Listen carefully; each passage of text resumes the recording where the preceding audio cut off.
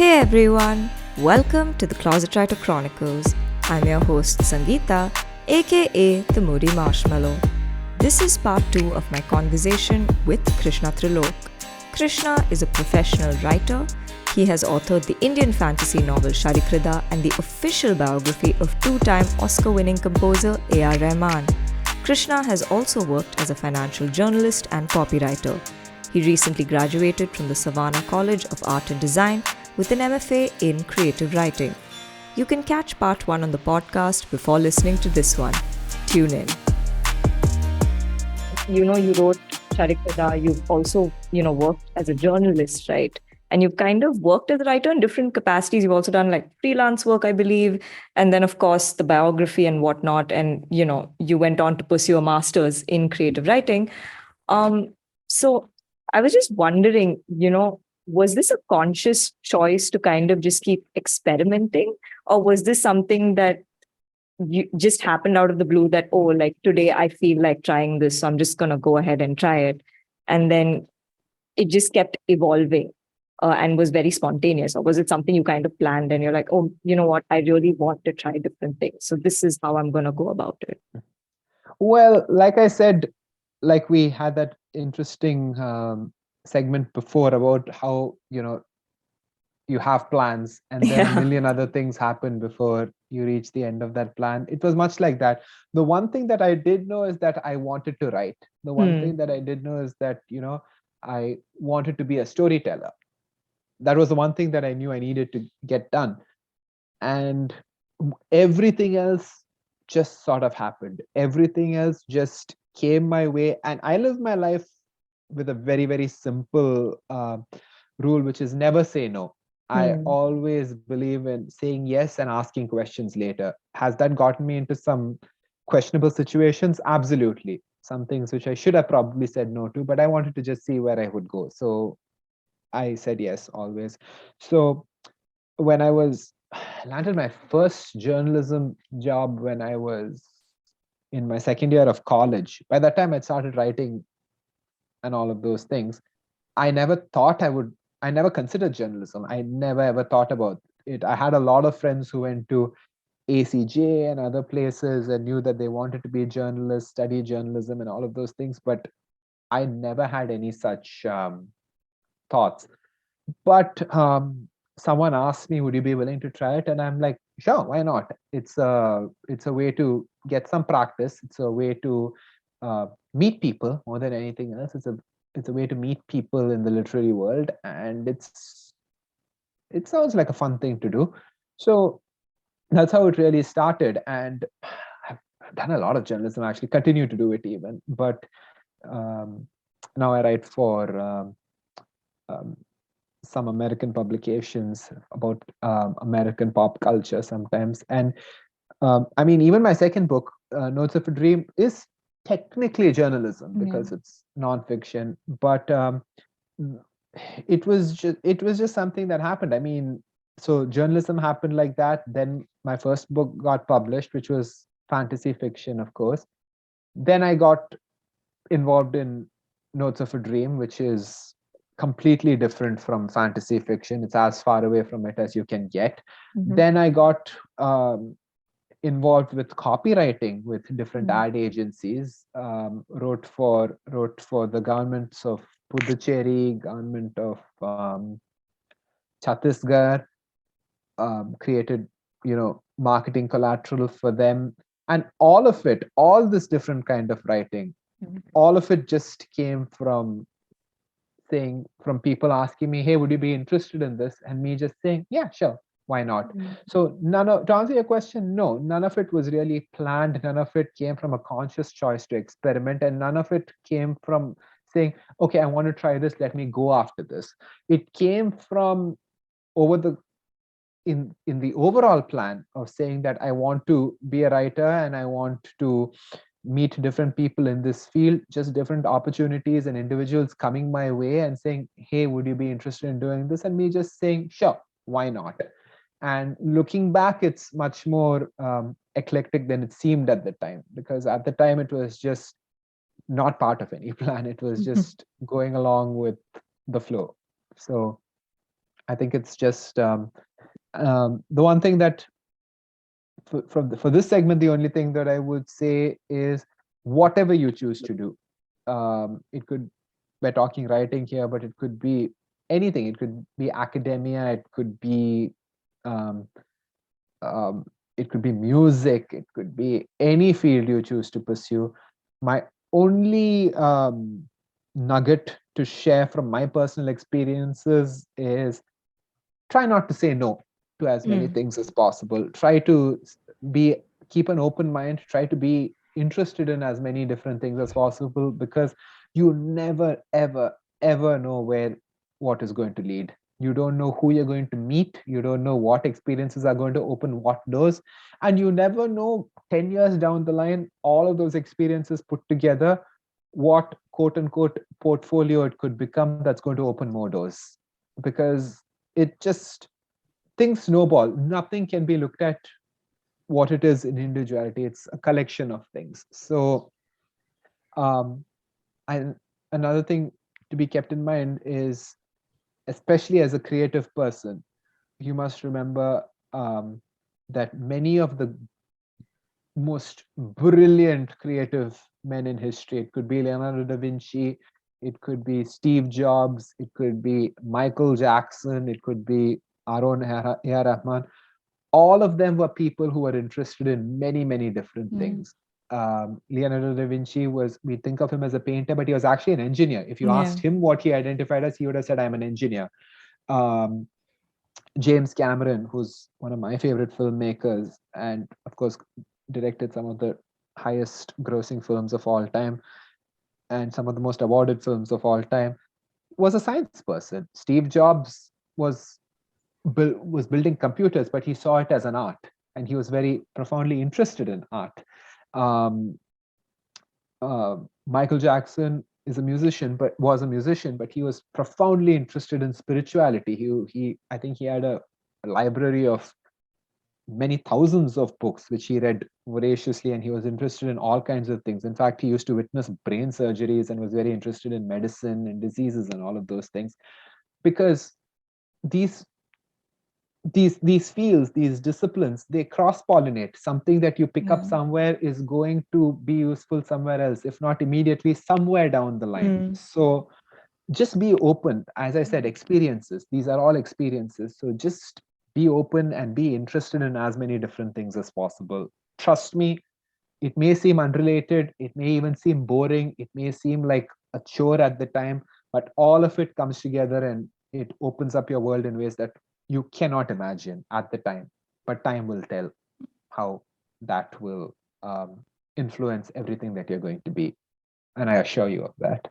Yeah, no, I completely agree, because I think even if I had to like just draw from my own personal experiences, I know I've been a part of like I think different fields at this point. And at some point in the future, you do realize how everything kind of ties in together in a very strange way. And then it kind of makes sense of why you had to do what you do or why you did what Absolutely. you did. So completely agree. But again, having said that, you worked as a writer in different capacities, like I mentioned.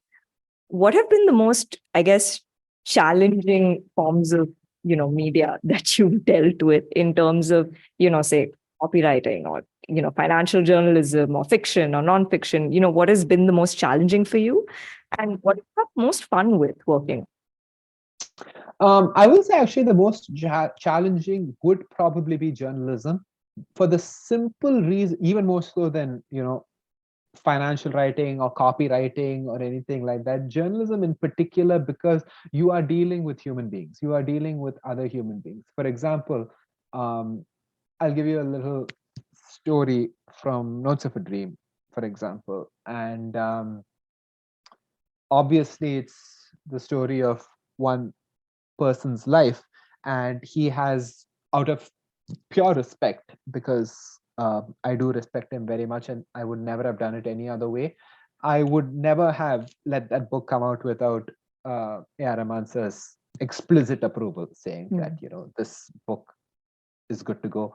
And for that, I needed to make him read the entire book so that he knew what was in it and wasn't going to be, not okay with anything that was there. Mm.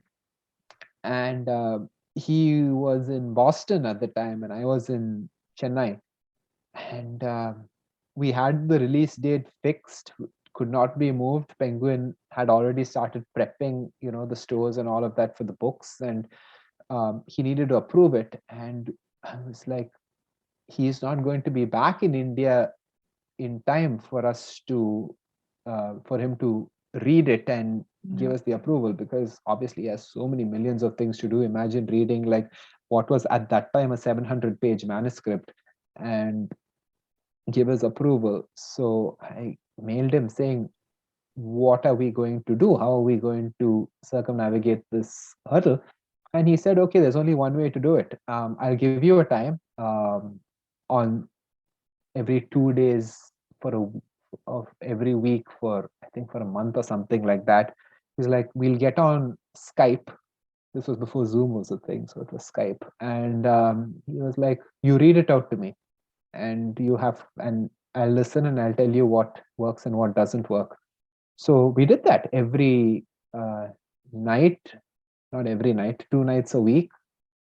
For him, for me, it was like early morning. I would sit and we would read page after page after page, and we would work through it. So those are the kind of challenges you face with journalism, because you're dealing with living people. You need to make sure that you're respectful of them and you get the story right, and you don't say anything that's going to offend or harm them in any way.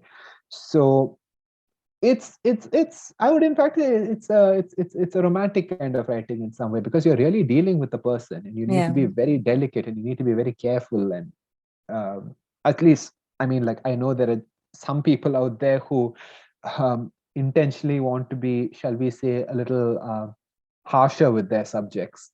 But I personally believe in handling people with care and handling personalities with care. So I'm always like, I always have my mink gloves on. So for me, I think that was the hardest, because how to get my writing, the kind of writing that I want out there, balancing it with what the quote unquote subject or client or whatever you call them wants to get, and making sure all of it is done on a very stiff timeline, because it could be whether I'm writing for the Indian Express or whether I'm writing for Penguin India. There's a deadline which I have to meet. I can't not make that deadline. So I would say that is a challenging one. Copywriting is fun and challenging in its own way, because you have to, like, of course, there's a client you need to make happy, and you have a huge amount of messaging that needs to go into very few words and all of that. But it's not as challenging, in my opinion, as journalism is, because it's more independent. It's less parties. It's just you and the client really that are dealing with it. And fantasy fiction, of course, is my favorite. It's my most fun, because there's nobody you're answerable to. It's just, you can do whatever you want. It's just you. So to answer the question simply, the fewer parties are involved, the more fun it is. Like in fantasy fiction, it's just me. In fiction and fantasy, it's just me. So I can do whatever I want. So it's the most fun. Journalism, there's so many parties involved. So it's more complicated to balance out that. So it's like living alone versus living with a family. Yeah, that's the only way I can put it. If you're living alone, it's much more fun. It's a lot more independence. It's a lot more, you do things on your own terms. When you're living with an extended family, there are more people you're answerable to. So it's more responsibility. It's as simple as that. I love that comparison, honestly. I think it's a great way also, I think, to look at it.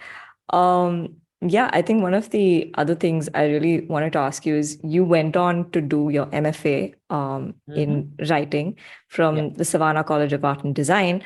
How and why did you decide to do that, considering, professionally you were already at a certain stage, right, with writing, and you could have very well chosen to just continue working.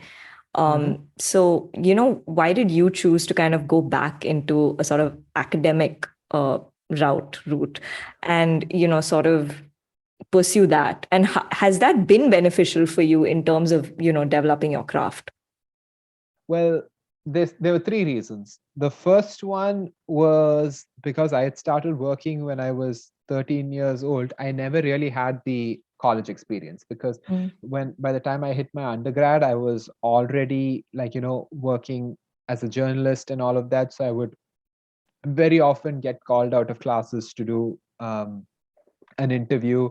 I would very often bail on plans, Saturday night plans, for example, with friends, because I would have a meeting with someone who could potentially be an agent or something like that. So I was working quite hard throughout my undergrad. So I never really had that college experience. And I really wanted to have that because I was like, if I don't do it now, I'm never going to do it. I wanted to know what it would be like to just be, somewhere and just have that fun of being a college kid. And I knew that it was better that I didn't do that in India. I wanted to do it somewhere else. So, and I had friends who had gone to the Savanna College of Art and Design and spoke very highly of it. And they were like, you really need to come here. It's such a creative zone and you love it over here. And I've met people from so many different countries and so many different disciplines, fashion, film, um, I don't know, designing for theme parks, interior design, all kinds of things. And it's been one of the most incredible experiences I've had in my life. And I have friends now from Peru to Japan, from Canada to South Africa. So just the sheer number of people I've met over here, I mean, incredible, incredible. The second reason was that I had written literary work. I had done journalistic work and I'd done literary work. But after my second book came out, I was starting to get offers to write for the visual medium, screenplays. And after a few looks at scripts and working with a few people, I realized that writing for the visual media and writing for the literary media are two very, very, very, very different things. And I would say that because I'd spent so much time teaching myself, reading, and all of that when I was a kid, writing books came somewhat naturally to me. But writing scripts was something that I realized I needed a little bit of formal education on, because I didn't have the luxury of time to sit and really teach myself. I needed to do it fast. So I really decided that, okay, I want to go to school again, and might as well go to school for something that I really wanted to learn. Yeah. Though now after coming here and seeing all the different things that there are to learn, like fashion and animation, I really wish I could do it all. I don't think I have enough time in my life to do all of it, but I'm glad I got the chance to do what little I did. So that was the second reason, to learn something that I did not really know and which I wanted to get into. And the third reason was, as I said, I really want to expose our country's stories and cultures to a global audience. And the easiest inroad to a foreign country is to study and start slowly working over there. It was just pure practicality. So I mean, like, now I work as a script reader for a company in Los Angeles, and that work only fell into place because I studied here and I worked the route and got a job because of that.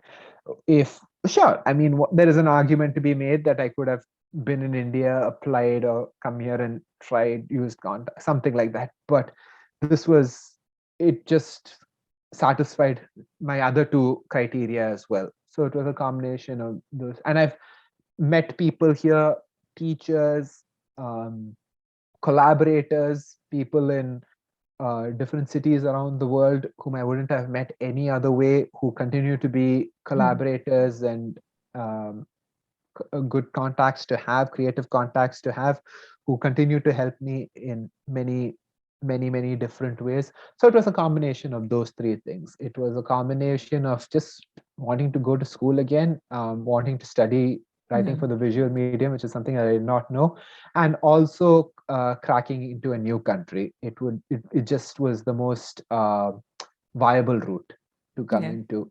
So that was that it was as simple as that.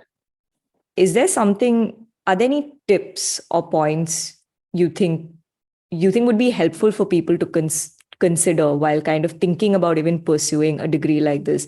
Especially, I think in general, there is this whole debate of, do you really need to academically follow a route in, say, writing, because you do have universities giving out degrees in like Shakespeare studies and whatnot, but of course the sort of practicality of those degrees is in question, like even till today. And especially, I think, coming from a South Asian family and an Indian family, so to speak, where a creative career in general is not seen as a very stable place to be. Are there things you'd like to kind of maybe share in terms of what people in general should consider or think about while kind of thinking of pursuing a degree in, say, writing? Absolutely. Absolutely. Writing, music, film, uh, art, photography, any of those disciplines. The first thing I would say is, please, please, please do not think that do not look at the courses as going to teach you. These courses are forums for you to meet and improve and find collaborators. It's Think of it as your dream world, professional dream world, thrown into an academic institution. Look at it that way. Um, ideally, um, and I was lucky enough to do this, so I can only speak for myself. But if you can, sort of start at least experimentally working on your own. I'm not saying if you're going to be a filmmaker, you don't need to win an Oscar. If you want to be a musician, you don't need to win a Grammy. All I'm saying is, if you've already started, maybe you worked as an assistant somewhere, maybe you've decided that you wanted to pick up a camera and make a few films of your own with your friends. Maybe you've um, been taking music classes ever since you were a kid, all your party class and all of those things, and you've actually, you've worked in that. I would say have as much real world experience as possible, because that's where you're actually going to learn. Yeah. That's where the learning actually happens. These things are much, much better thought when you do it, and every time you make a mistake, you're learning. It's Every time you make something that's absolutely awful, you are learning much more than 100 of these courses can teach you. Yeah. um like i I look back at my first 5 years of writing, when I was writing in a notebook and all of that, and I look back that stuff and I cringe. But I'm like, okay, that taught me way more than my MFA ever taught me about writing, about how to build a world, how to set up a scene, how to create characters, dialogue, all of those things. That's where I learned. What the course does is, I came and I was able to find one other writers, out of whom I was able to pick the ones who really inspired me, who taught me things about myself, taught me things about the stories that I wanted to tell. But more than that, I found collaborators, I found filmmakers, I found musicians, I found set designers, I found costume designers, and I've worked with them, written the scripts for short films, for example, which they've produced. I've met other people through them. So think of these things as forums. These things are not. It's not like your MBA or your architecture or medical school or anything like that, where you come and they're going to teach you and there's a job waiting for you at the end of the day. That's not what it is at all. Please do not even think of it that way. And also, please, please, find your own voice before, because Mhm. they can teach you a few technical things. For example, if I'm coming to school for screenplay writing, they can teach me, like, there's 3 acts to a film. They can tell me that this is the beat sheet, this is the flow of the story, and all of those things. But if you don't have your own voice, and you don't Yeah. have your own ideas, and you don't have your own way of doing things, and you don't have your own vision, you're going to become slavishly attached to what other people have done. You're just going to absorb that formula that they tell you, and this is not math. This is not, you can't follow a formula to reach, a solution. You need to be aware of the rules, sure, but you need to be aware of the rules so that you can break those rules. Yeah.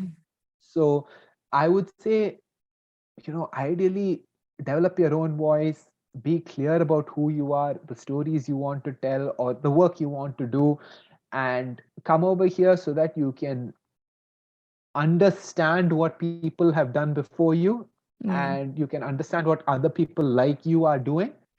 But um, don't come don't come trying don't come not knowing, having done nothing, Yeah. coming and then just saying that you're going to learn from scratch, and then say at the end of the 4 years or 5 years or whatever it is, you're going to go and get a job in that field. That is not the best way to look at it. I would say, work before, make all your Yeah. mistakes, find out who you are, or at least who you want to be, come over here, meet people, Yeah. improve yourself, and then go out and continue to make mistakes and continue to do what you were doing. This is just, like I said, it's a dream world. Yeah. It's the professional world that you dream could be there, but is not Yeah. actually there. That has Hmm. been created for you in a very safe academic setting. So you enjoy that, and refine yourself, Yeah. meet the people that you can meet, and you're going to meet a lot of weird people as well. But you meet the people that you want to meet, and then you move on. Look at it Hmm. that way. Do not look at it as school. Think Yeah. look at it as sort of like an extended workshopping. Hmm. Yeah. No, and I think that's great insight, because I think a lot of people go in without really knowing what they're getting into, and they have Mhm. a lot of other expectations, right, out of courses like this. So Yeah. really helpful to know. You're an unabashed lover of Mm. fashion, and I've seen you, kind of post pictures on Instagram of, be it with, clothing or like makeup, endorsing skincare, and sort of like modeling for certain things and all. Mhm. And you're very like happy doing it. And like, at least I can tell from a lot of those posts that, you don't really care about, the perception or what people are saying. You're just very happy doing what you're doing and putting out what you want to put out, and kind of just enjoying, certain aspects. I think first I want to know like how you got into the whole fashion thing of loving, clothes and styling and whatnot. And also if you were ever apprehensive about, I guess, being vocal about it, because society, especially I think in a South Asian community in India especially, it can be very it can be a bit demeaning to I guess a man when he says that, oh, he is very into like, clothes and the way he looks, and it's considered like very feminine, and like, what are you doing? So Mhm. have you ever had apprehensions about, even being vocal, or have you had to face like certain, I don't know, comments or trolls or whatever? So I think those would Well, be questions I want to ask. Yeah. absolutely, and I love talking about this, and I'm so happy you asked, because so again, we'll take it in parts. My love for fashion, okay, it's actually something quite new.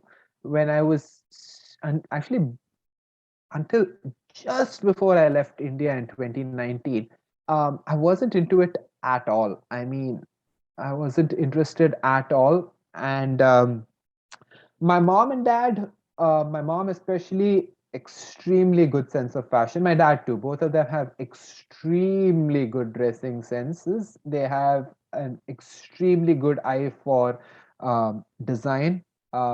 They both are fantastic interior designers. A lot of aesthetic, a lot of elegance in everything that they do, be it food, My dad's a great cook. My mom's a great. She's very good at uh, fashion, clothes, and things like that. She loves clothes. She reads all of the fashion magazines, and I was never interested when I was younger. I'd be like, she would buy Vogue, Elle, and all of those things, and I'd be like, oh, what a waste of time. But then again, it just shows how different things can lead to different things. There was it was actually writing that got me into fashion because I read The Devil Wears Prada. Okay. And I watched the movie, and Yeah. again, like I said, a strong story and a strong is Yeah. about strong characters that make you want to be more like them. And Meryl Streep's character in The Yeah. Devil Wears Prada was just such a strong character Yeah. that I was just saw her and I was like, you know what, she seems cool. I want to be like that, and that's where it started. So I just decided that and like I said, I think we're going to be drawing from everything that we've discussed for this one because I started getting interested. I mean, her character got me interested in this, and as I said, I'm a person who never says no. So I was like, let's give it a shot. Let's see what it's like. And I started slowly getting into it. In fact, I remember um, when it really hit me that, oh, okay, I should have done this a long time ago, and I am not, is when I went to, for the first time, I dressed up a little bit um, and went to Cherut at the ITC, the bar, and um, I think it was Amitash Pradhan, the actor from Velela Pattadari and all of those films. Um, he saw me and he's like, finally started dressing nicely. And I was like, okay. I was like, thank you for acknowledging it, first of all. But yeah, I mean, like, you're right. I should have done this a long time ago.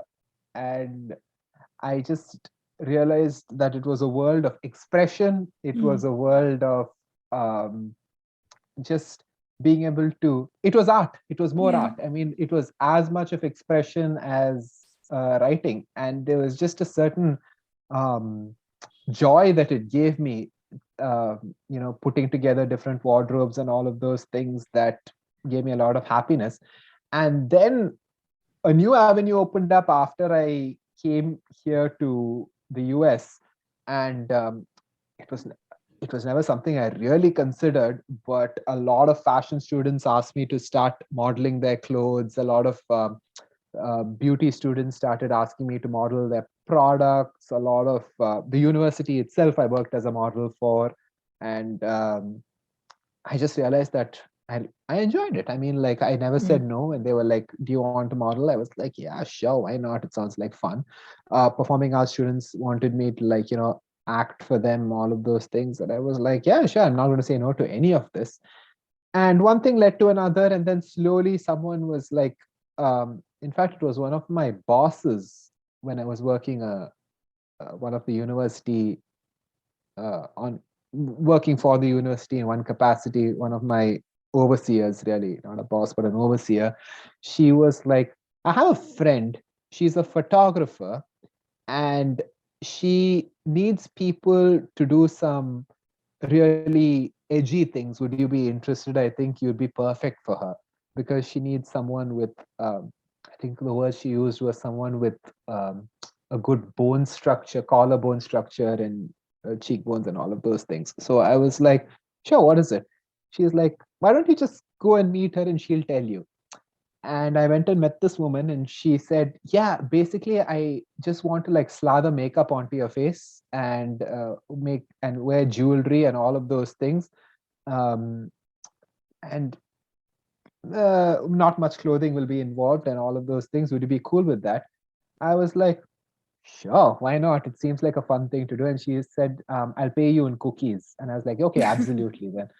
And so she made me a box of cookies, and I was like, yeah, okay, I'm yours. Do whatever you want. And she we had a great afternoon together, like all kinds of, she put makeup on me, she put furs, jewelry, all kinds of things. And to be perfectly honest with you, I never even thought about things like masculinity, how it would be perceived. None of that. I didn't think about any of it. And then I saw the pictures and I was like, well, these look cool. They look really cool on Instagram. Let me just share it. I didn't think too much about it. I really didn't. And that is either indicative of the fact that this is something that genuinely didn't occur to me because it was just something that I didn't think about, or I was just being really dumb. One of the two. So um, I put on, and what was incredible more than anything else was how, I don't know if this is just a product of the times we're living in now, because it's just such a revolutionary time. The amount of support from people, especially men back in India, the amount of support saying this is so incredibly cool. We wish we could do this. Some of them have in fact, but some of them are like, we can't do it. We don't have that kind of like, we don't have the personality to do it quite yet. But the amount of support was actually overwhelming. And I think I should be thankful for that. I don't think I've ever faced anyone who's ever said, "Oh, what is this?" or "this is weird," or "this is not cool," or anything like that. And I've always felt very empowered by it, by clothes, by makeup, by all of it. And I've never in any way felt, again, because I just see it as an extension of expression. I just see it as a way to, the more you get to know me, I can be a bit of a all over the place person. I can be a little, bit on the edge, have a few out there ideas, and can be a little bit of an overwhelming personality. And I feel all of this just captures who I am, and it's just putting out there. And I think a lot of people have just accepted it. This could be, again, I repeat, if I had done this in even like, anytime between 2011 to 16, 17, maybe it was a different story. But I think now 2020 onwards, and especially now in 2022, I think the world is just, especially India, is going through such a sea change in culture, and people just want to be, it's all about expression, embracing yourself, blurring the lines between very fixed parameters which were there early on. And I really think we could not hope to be in a better time and place for experimenting. And I'm very thankful to be in this time where you can be whatever you want, and people are so ready to love. I think in the 90s and 2000s it was cool to hate on things, but I think really now it's cool to be embracing and loving and accepting. So I think that's amazing. Yeah, no, I agree that, things are definitely changing. People are a lot more accepting. I mean, of course, you still have the whole being woke, cancel culture thing happening. Yeah. I mean, I think that just goes without saying. But no, I mean, it's amazing and incredible that, you can be who you are unapologetically and, as authentic as you can be. And I think that's amazing, and, more power to you. But yeah, we're kind of now coming to the end of this interview, and we always end with these last two questions. So the first one being, what are your aspirations? What are you looking forward to in the near or even, distant future? Well, I think what I'm looking forward to more than anything else is just the continuation of many trajectories we are on now, where I think, especially, coming out of the pandemic and all of those things, sure, the scars are there, but I think there's a lot of feeling that when nothing is certain, everything is possible. And that, coupled with people's ability to be so much more accepting and hopeful and positive for everything that's to come. And I just feel that It's strange because the hyper awareness that we have now of all things, it could be climate change, it could be a lack of tolerance, it could be all of the problems that we face in the world. The hyper awareness, it can be depressing, it can be extremely depressing. Mental health issues, all of these things, it can be extremely depressing to see how um, uh, all pervading some of these issues are. But the fact that we are so aware of it, it's incredible, because once you're aware of it, you can address them. I think that we are in a time in history where this awareness is leading to so much being done to address so many of these issues that we as a society and as a race face. And I think that's something that's as difficult as it may be in the short term. I think in the long term, it's going to lead to a much better society for all of us. And it's going to bring, it's just, and I think another incredible thing that I've realized, coming all the way across the world to a country and a city that is, after living all my life in Chennai, coming to another place and living is, and having the life that I have here is just proof of that. The world is becoming smaller and smaller. I mean, because of social media and the internet, we are all so connected. And I've met people, because of my line of work, I've met people from rural Idaho, from rural Alabama, Montana, places who have never seen an Indian before. And they talk to me and they're interested in my life, they're interested in my culture, where I come from. And it's incredible. I meet a kid from, Mississippi, who's never met anyone like me, and I've never met anyone like him. And we've grown up watching the same TV shows. We've grown up seeing the same movies, and it's just incredible to know how much makes us alike more than different. And I think we're slowly going into a world where, because of this amount of awareness that we have, we're going to see more and more empathy. We're going to see more and more similarities rather than differences. And I really think the world is going to come together and make the planet a better place. I truly believe that. So I'm very excited about that. I'm very excited for um, I remember when I first came to the US, and I grew up reading Jhumpa Lahiri and Chitra Banerjee and all of those people writing stories about how when they came to America in, like, the 80s and the 70s and all of that, people would look down on them as, their food was different, their clothing was different, and the culture was different and all of that. And I come over here and they're like, please be different. Please, we want to celebrate differences. We want to acknowledge differences and embrace them. So it's not about, it's a beautiful time in which we can all be unique. That could be in terms of anything. It could be in terms of culture, it could be in terms of sexuality, it could be in terms of religious beliefs, whatever it may be. It's a time when you're being encouraged to celebrate what makes you different, and all the while still assimilating because of the many things that also make us similar.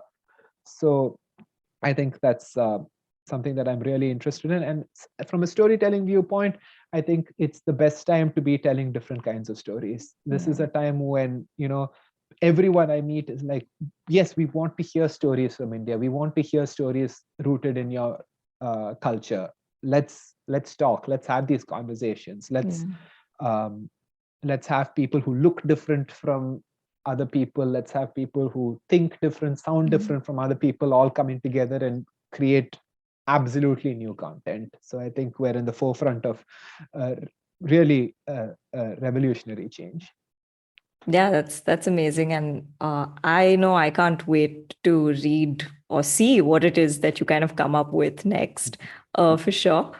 And yeah, last question. What is a piece of advice or learning you'd like to share with people? It can be creative, professional, or something, you've just kind of learned in life and you just wish people were more aware of. Be open. Just the only thing I would say. I mean, be the editor of Vogue, Anna Winter. She had a speech. I won't say recently. I think it was 2015 or something like that. She had a she delivered a speech at Oxford, Okay. I think it was at their graduation, where she said one of the biggest dangers really the facing people right now in the Mm. professional world and the academic world and all of those places is hyper specialization. There's just too Mm. many people who are saying this is the field we've chosen to work in, and it's that. I've Right. seen people like that even here in when I was in school. Um, People who said, "Oh, we're writers. We want to write, say, horror, and that's the only thing. Mm. We wouldn't want to see other kinds of movies or TV. We don't want to have conversations about astronomy. We don't want to have. We don't want to go for a hike because what is that? We're not interested in all of those things. We just want to write horror stories. That's all we want. We want to watch horror movies and we want to write horror stories. That's the most dangerous thing you can do, especially as a creative person. I mean, as anything, I think it's the most dangerous thing you can do because it's such a big world out there. There's so many things, there's so many people, and Mm. life, you only live once. Life is short. Not to shut yourself off to experiences and say that I'm not going to experience this or I'm not interested in that. I think I think you're really shutting a lot of doors. I think you forget your work, forget Yeah. what you're doing, forget whether you're creative, whether you work as a lawyer, an architect, whatever you may be. It doesn't matter what you are doing. It's irrelevant to me. What matters to me is you realize that you're a human being, and a human being, the greatest thing you can do in life is to have experiences. So just be open and be interested in as many things as possible. If you don't want to read about them, watch YouTube videos. If you don't want to watch YouTube videos, meet people. If you don't want to meet people, I don't know, travel, watch it on watch TV shows about it. Whatever you do, meet different people, do stupid things, learn as much as you can, get your heart broken, have have a good time, fall on your face sometimes, but just have as many different experiences as you can. That's the only thing I can say. And on that wonderful and enlightening note, we have now come to the end of this interview. Thank you so much for being here, Krishna. It was absolutely lovely talking to you. I Thank you hope for you having had me. fun. Yeah, I did. I did. Thank you.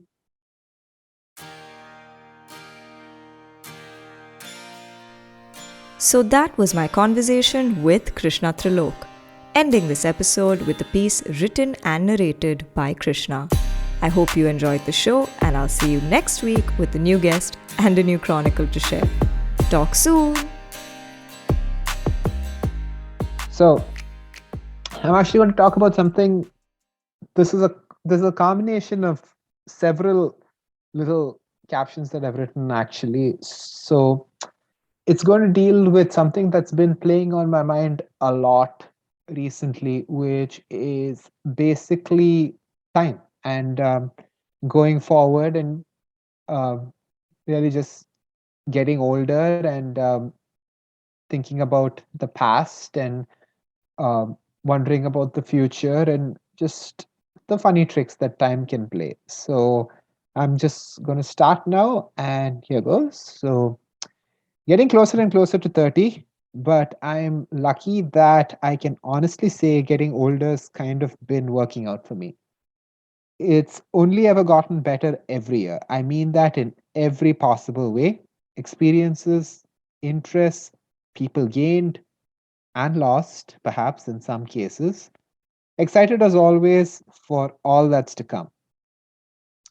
I have some sentiment for the past. I don't pine for it, but there are moments of nostalgia, elements and people that I miss, and things I wish I could experience or experience again. I also do tend to spend a little too much time thinking on the future, even though it's all dreaming and fear, and both are about as real as the other. I am guilty of this, even though I know from my limited experience that one's expectations of the future have very little to do with how things actually pan out. But I am trying, mind you, to experience the present to the fullest a trifle more.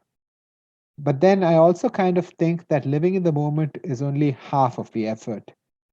The rest is a healthy blend of cherishing what was and an awareness of what can be. Einstein believed the past, the present, and the future are all as real now as they'll ever be. None of them can quite exist without the other.